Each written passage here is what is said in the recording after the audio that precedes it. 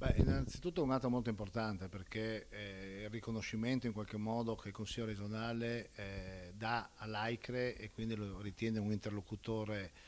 utile e necessario per quanto riguarda le politiche che il Consiglio regionale attuerà nei confronti del sistema di autonomia locale in riferimento all'Europa. L'AICRE, come è noto, è l'associazione dei comuni, delle province, finché ci saranno, e delle regioni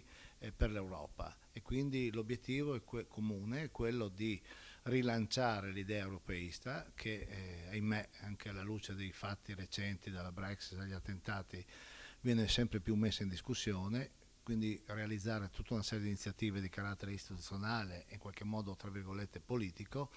per rilanciare quest'idea. Ma non solo, la voglia è anche quella di creare condizioni perché i comuni di Friuli Venezia Giulia possano trovare nella legislazione nazionale, regionale ed europea occasioni di sviluppo attraverso i programmi europei che ci sono, quindi affiancare i comuni